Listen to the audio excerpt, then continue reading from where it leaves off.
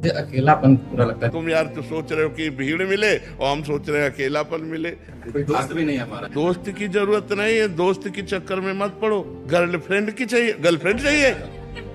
अरे बेकार समस्या में फंस जाओगे। भगवान को दोस्त बनाओ और फिर वो दोस्त रूप में आवे, उनकी बात अलग है। भगवान को दोस्त बनाओ, वही सच्चे दोस्त है। संसार कोई दोस्त, यहाँ छल कपट है बच्चा। अभी जो चैन से हो ना, दोस्त बना लोगे तो चैन तुम्हारा चला जाएगा, शांति तुम्हारी नष्ट हो जाएगी। अकेलापन बहुत अच्छा है।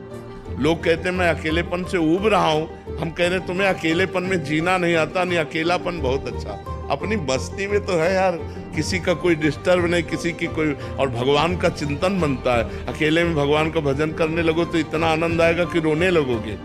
पर वो थोड़ा भगवान से संपर्क अंदर से नहीं तो ऐसा लगता है प्रगट में कोई होना चाहिए। लेकिन सही पूछो, अकेलापन बहुत जीवन सुंदर जीवन है। यदि आप उसे संभाल पाओ तो बहुत सुंदर जीवन है। किसी से कोई मतलब नहीं। आप दोस्त बन जाइए। हम तो दोस्त बनने के लिए तैयार, लेकिन हमको बनाते ही नहीं कोई दोस्त। क्योंकि हमारे दोस्त बनाने में शराब छूट जाएगी, बाल छूट जाएगा, गंदे आचरण छूट जाएंगे, नाम जप करना पड़ेगा। हाँ बिल्कुल, अच्छे बनो। कभी कभी कोई बड़े ऑपरेशन होते हैं जहाँ मतलब जाना पड़ता है रोगी के रूप में, तुम्हारे जी वहाँ कंठी उतारने को कहते हैं, क्योंकि एमआरआई वगैरह उतार देना चाहिए। हमें हट नहीं करना चाहिए। पर जी मैं सबको अपने जैसा समझ लेता हूँ, बहुत बार नुकसान उठाता हूँ। फिर कबीरा खुद को ठगाइए, कोई नुकसान नहीं ले जा। ये सब खेल है। और हम आपको बताएं, कोई ठगाई नहीं करता। जिसका जहाँ हिसाब वो ले जाता है। अपनी बात समझो, हमने पूर्व में तुमसे 100 रुपया लिया है, अब हिसाब लगा के 50,000 रुपया हुआ। अब आपने दांव खेल कर 50,000 की बेईमानी कर दी। हमें लग रहा है बेईमानी कर दी, लेकिन तुमने ईमानदारी की, अपने 50,000 ले गए, हम मान गए, हमारा पिंड छूटा। बिना इसके कोई 25 पैसे नहीं छू सकता।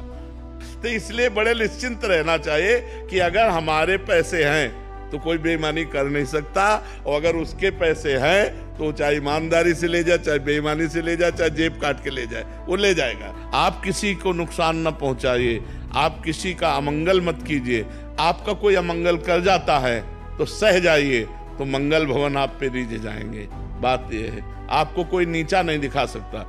जिसको लोग लूटते रहते हैं ना, तो लुटाने वाला उस पर रीझ जाता है। सबसे बड़ा दाता भगवान है, वो जब रीझ जाता है तो लूटने वाले कितने लूटते जाओ। तुम्हारा स्वभाव ऐसा है, तुम अपने स्वभाव से जियो, हम अपने स्वभाव से जीते हैं। तो भगवान के आश्रित रहो, किसी का बुरा मत चाहो। यदि कोई तुम्हारा बुरा चाहता है तो कभी बुरा कर ही नहीं सकता। वो तुम्हारा बुरा कर ही नहीं सकता, क्योंकि तुम्हारे उसके बीच में भगवान की कृपा शक्ति है। मुझे अकेलापन पूरा लगता है। तुम यार तो सोच रहे हो कि भीड़ मिले और हम सोच रहे हैं अकेलापन मिले। कोई दोस्त भी नहीं है हमारा। दोस्त की जरूरत नहीं है, दोस्त के चक्कर में मत पड़ो। गर्लफ्रेंड की चाहिए, गर्लफ्रेंड चाहिए।